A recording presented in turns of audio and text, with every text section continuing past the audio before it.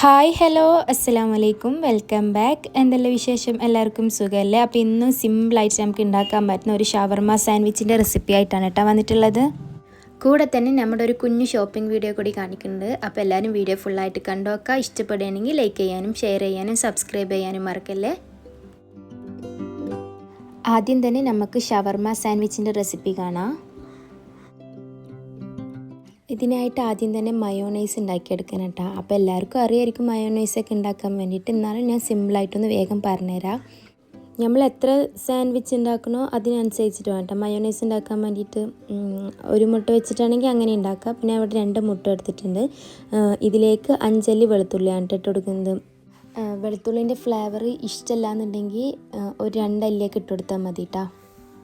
ഇനി ഇതിലേക്ക് 1/2 ടീസ്പൂൺ ഉപ്പാണ് ഇട്ടിട്ട് കൊടുക്കുന്നത്.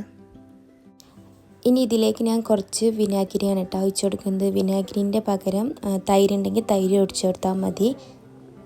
ഇല്ലയെന്നുണ്ടെങ്കിൽ ഈ ഒരു സ്റ്റെപ്പ് സ്കിപ്പ് ചെയ്യാം കേട്ടോ. ഇനി ഇതിലേക്ക് ഓയിൽ 2-3 പ്രാവശ്യമായിട്ട് ഒഴിച്ച് കൊടുത്തിട്ട് അടിച്ചെടുക്കണമെങ്കിൽ അങ്ങനെ എടുക്കുക. അപ്പോൾ ഞാൻ എന്തായാലും ഒക്കെ തന്നെ ഒഴിച്ച് കൊടുത്തിട്ടാണ് കേട്ടോ അടിച്ചെടുക്കുന്നത്. ഒറ്റ ട്രിപ്പായിട്ട് അടിച്ചെടുക്കുക ചെയ്തത്. ഇതാട്ടാ മയോണൈസ് ഇവിടെ റെഡി ആയിട്ടുണ്ട്. ഇങ്ങനെ ലൂസായിട്ട് വേണം കേട്ടോ മയോണൈസ് ഉണ്ടാവാൻ വേണ്ടിയിട്ട്.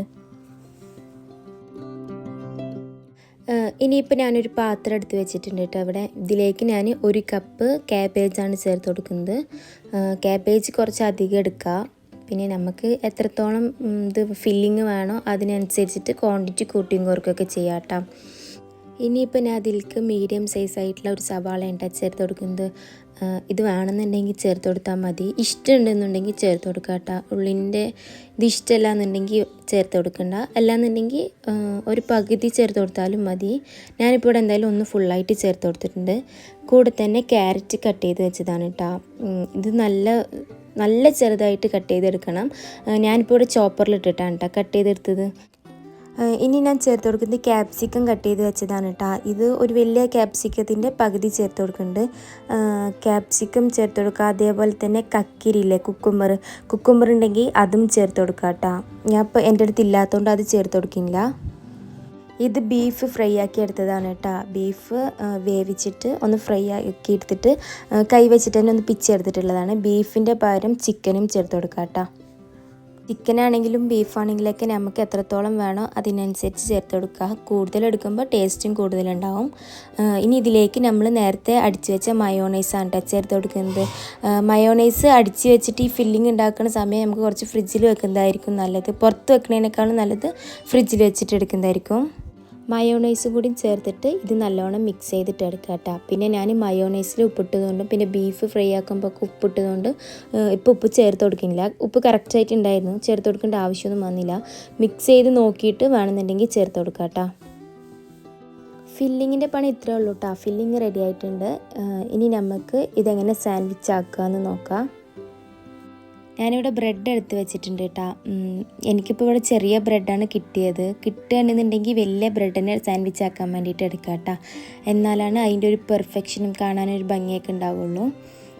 പിന്നെ ആദ്യം തന്നെ ഇതിൻ്റെ മുകളിലേക്ക് കെച്ചപ്പാക്കി കൊടുക്കുന്നുണ്ട്. നമുക്ക് എത്രത്തോളം വേണോ അതിൻ്റെ ടേസ്റ്റ് എത്രത്തോളം ഇഷ്ടമുണ്ട് അതിനനുസരിച്ചിട്ട് ആക്കി കൊടുക്കുക കേട്ടോ. ഇതാ ഞാൻ 4 എണ്ണത്തിലും ആക്കിയെടുത്തിട്ടുണ്ട്.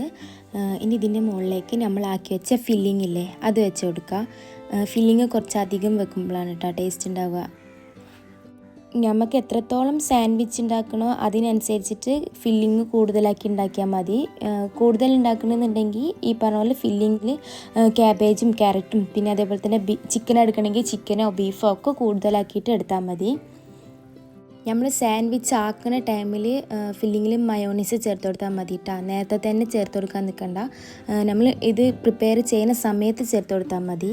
അപ്പോൾ അതാ ഞാനിവിടെ 4 എണ്ണത്തിലും ആക്കി കൊടുത്തിട്ടുണ്ട് കേട്ടോ. ഇനി ഇതിൻ്റെ മുകളിലേക്ക് ബ്രെഡ് വെച്ച് കൊടുക്കുക.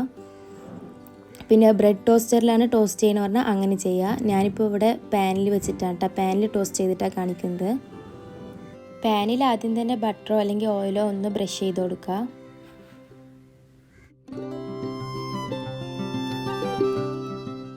ഞാനിവിടെ ഇപ്പോൾ 2 എണ്ണം ഒപ്പം വെച്ചിട്ടാണ് ഫ്രൈ ആക്കി എടുക്കുന്നത്.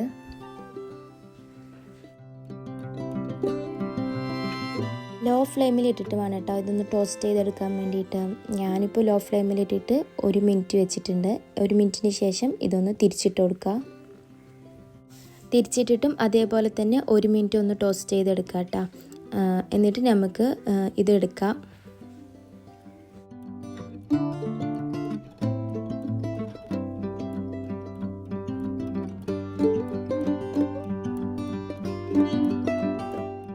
ഇതാ ഇവിടെ സാൻഡ്വിച്ച് റെഡി ആയിട്ടുണ്ട്. ഇനി നമുക്കിതൊന്ന് സെർവ് ചെയ്യാം.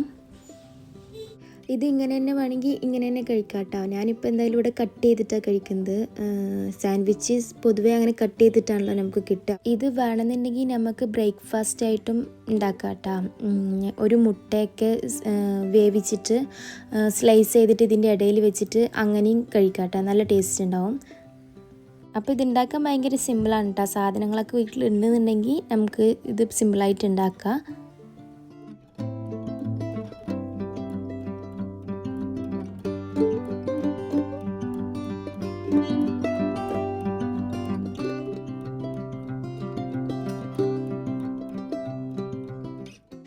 ഇനിയിപ്പോൾ കാണിക്കുന്നത് ഒരു കുഞ്ഞു ഷോപ്പിംഗ് വീഡിയോ ആണ് കേട്ടോ. ലുലു മാളിലേക്ക് ഷോപ്പിങ്ങിന് പോയൊരു വീഡിയോ ആണ്.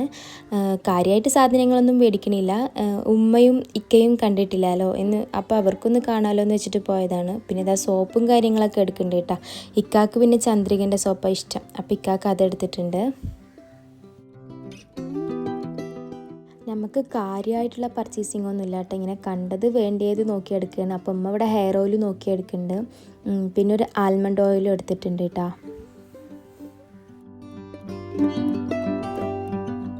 ഇതിൻ്റെ ഇടയിൽ നെസ്സിൽ ഓരോന്ന് പിടിച്ച് വലിച്ചിട്ട് ഇക്ക അവനെ പിടിച്ചിട്ട് ട്രോളിൻ്റെ ഉള്ളിൽ ഇരുത്തിയിട്ടുണ്ട് കേട്ടോ.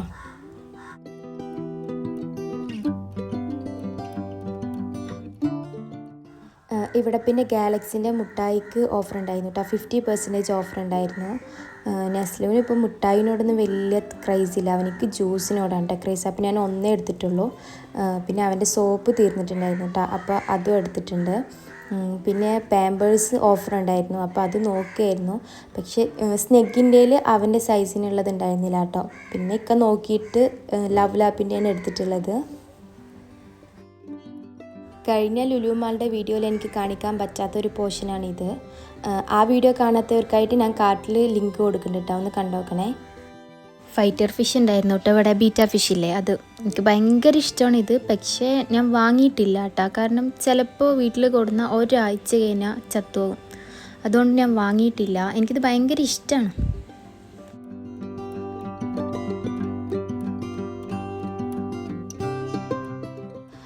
വെജിറ്റബിൾസ് ആയിട്ട് ഒന്നും വാങ്ങിയിട്ടില്ല കേട്ടോ. ഇമ്മ തക്കാളി മാത്രം എടുത്തിട്ടുണ്ട്. ബാക്കി എല്ലാം വീട്ടിലുള്ളതുകൊണ്ട് വേറെ ഒന്നും മേടിച്ചിട്ടില്ല. ഇതിൻ്റെ ഇടയിൽ നെസ്സിലു ഷൂ അയച്ചിട്ട് അവനിക്ക് അത് ഇട്ട് കൊടുക്കുകയാണ്. പിന്നെ നമ്മൾ മുകളിലേക്കൊന്നും പോകാൻ നിന്നിട്ടില്ല കേട്ടോ. അവിടുന്ന് ബില്ലാക്കിയിട്ട് പിന്നെ അങ്ങനെ വരികയാണ് ചെയ്തത്. അപ്പോൾ ഇന്നത്തെ വീഡിയോ ഇത്രയേ ഉള്ളൂ. ഇൻഷാ അല്ലാഹ് നെക്സ്റ്റ് നല്ലൊരു വീഡിയോ ആയിട്ട് വീണ്ടും കാണാം. Thank you. ബൈ.